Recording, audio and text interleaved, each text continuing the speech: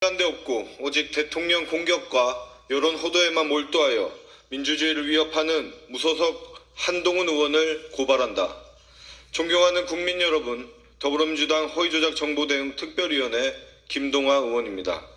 오늘 저희 위원회는 공인으로서의 최소한의 책임감도 사실 확인의 노력도 없이 오직 본인의 정치적 목적을 위해 허위사실을 유포하는 한동훈 의원을 고발합니다.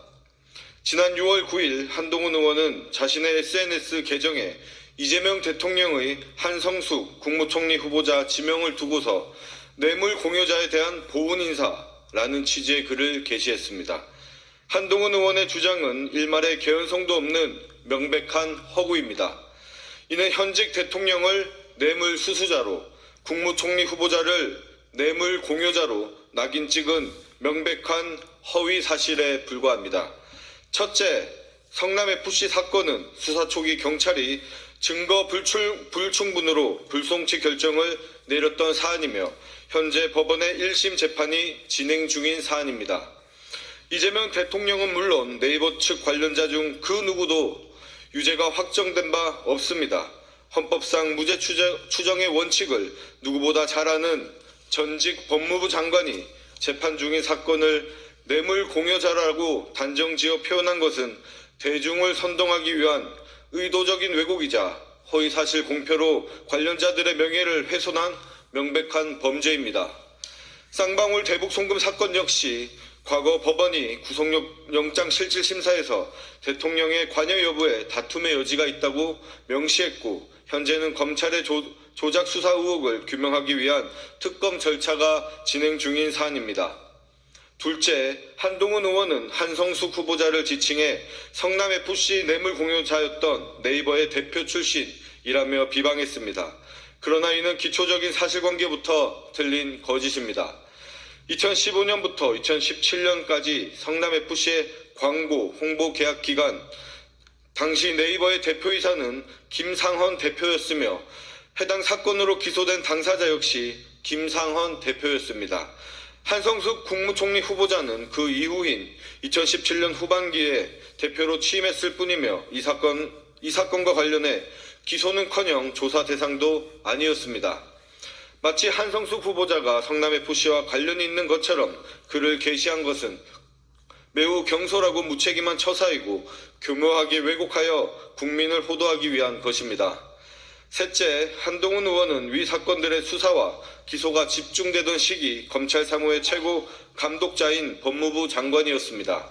성남FC와 이재명 대통령에 대한 무리한 수사에 책임이 있는 장본인으로서 수사 과정의 위법성을 누구보다도 잘 알고 있었을 것이고 적극적으로 위 조작 수사에 가담한 의혹이 있는 당사자입니다. 뿐만 아니라 현재 한동훈 의원 본인은 쌍방울 대북 송금 사건의 조작 수사에 부당하게 개입했다는 직권남용 등 혐의로 고발되어 종합특검팀의 수사를 받고 있으며 출국 금지 조치까지 내려진 당사자입니다. 자신이 특검 수사 대상이라는 정치적 위기에 직면하자 정상적인 국무총리 인선을 정쟁의 도구로 삼아 허위 프레임을 씌우려는 의도가 아닌지 의심할 수밖에 없습니다. 무소속 한동훈 의원은 전직 검사이자 법무부 장관이라는 타이틀이 무색하게 네이버를 이재명 대통령을 위한 뇌물 공여자로 단정하여 허위 사실을 유포하였습니다. 이러한 한동훈 의원의 행위는 형법 제307조 제2항에서 규정하는 허위사실 공표에 의한 명예훼손죄에 해당함이 분명합니다. 앞뒤 맞지 않은 부실한 가짜뉴스로 여론을 호도하고 국민적 혼란과 분란만 조장하는 정치는 대한민국 발전에 전혀 도움이 되지 않습니다. 국익을 해치는 무책임한 구태 정치는 국민이 더 이상 용납하지 않을 것입니다. 수사기관에 촉구합니다. SNS라는 광범위한 전파력을 가진 공간에서 국가원수와 국무총리 후보자를 향한 최소한의 진위 확인도 없이 중대한 허위사실을 유포한 피고발인 한동훈 의원을 철저하고 신속하게 수사해 주시기 바랍니다. 더불어민주당 허위조작 정보대응 특별위원회는 가짜뉴스로 국민의 눈을 가리고 국정을 흔들려는 모든 시도에 대해 타협 없이 단호하게 대응해 나가겠습니다. 감사합니다. 2026년 6월 10일 더불어민주당 허위조작 정보대응 특별위원회 일동. 감사합니다.